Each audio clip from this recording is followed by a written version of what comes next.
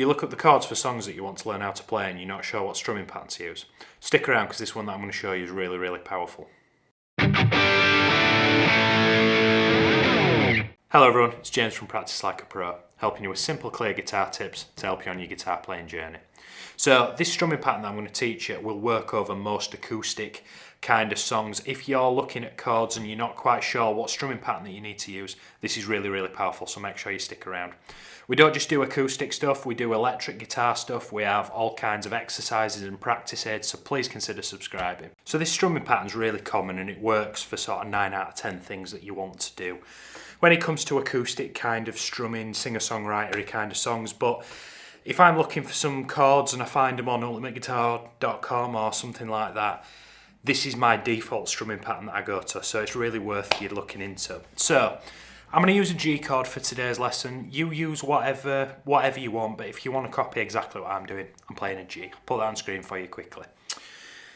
So the pattern is down, down, up, up, down, up. And I mean, it doesn't matter what chords that you're playing, it sounds great.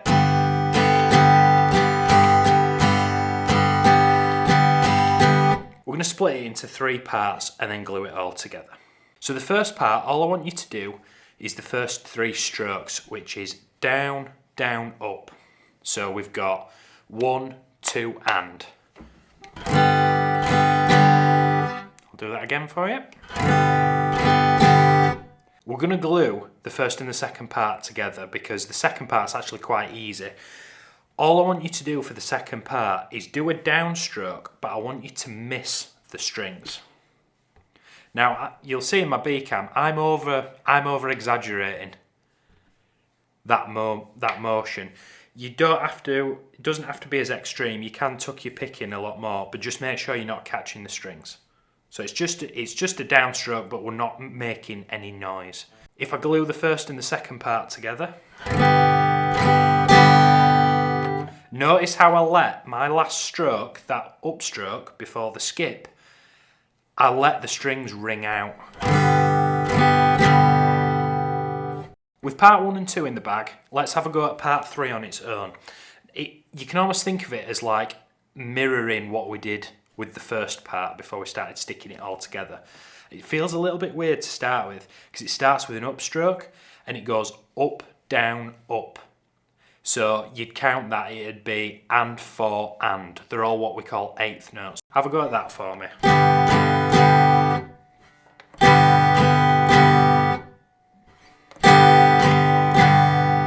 Let's glue all 3 parts together. So your arm's going to want to hesitate at the top where that motion is.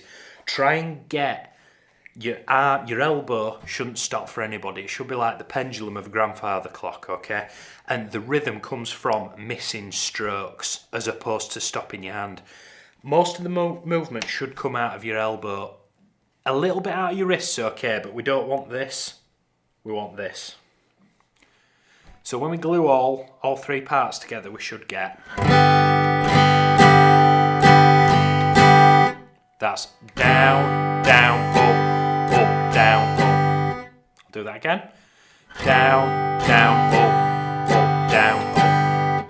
Once you've got that down, where do you go from there? I'd probably pick a song that you already know how to play or you're already working on and apply that strumming pattern to it. 9 out of 10 things that you try and apply it to, unless it's something really specific like Wonderwall, 9 out of 10 things it will work with. And like I say, it's my default pattern. Something like you could do a chord progression that was G, C, D.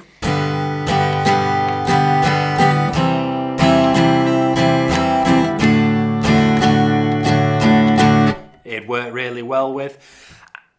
The hesitation will go away, just stick with it. It's not as, it feels like it'll take you forever to get it, but I promise you it won't. Just really be patient with it and try your best not to hesitate at the top, because otherwise you start getting sort of jerky movements. That's not what we want. We just want really nice, slow, steady movements. Don't hold your pick too tight either. You don't want to be dragging your pick across the strings. Rather, the pick should be able to move a little bit in between your fingers. Just a short one today, so thank you very much for watching. Let us know in the comments, are you struggling with the with the upstrokes? Are you hesitating at the top? I'll be in the comments answering any questions. Hit the like button. So important for small creators to reach more people. As content's free, it really does help us out. If you want to see some new videos, we've got a subscribe button up here. You want to see any new content that we do, that's a great idea. And if you've got 5 or 10 more minutes before you've got to go do something, check out some of his other videos. We've got practice routines, electric guitar stuff, we've got all sorts. Finally, we're on Instagram. If you want to see the behind the scenes stuff that we get up to in making these videos and some other little tips, sort of little clips of under a minute, go check that out as well. So, until next time I see you, thank you very much. Keep practicing like a pro. Cheers.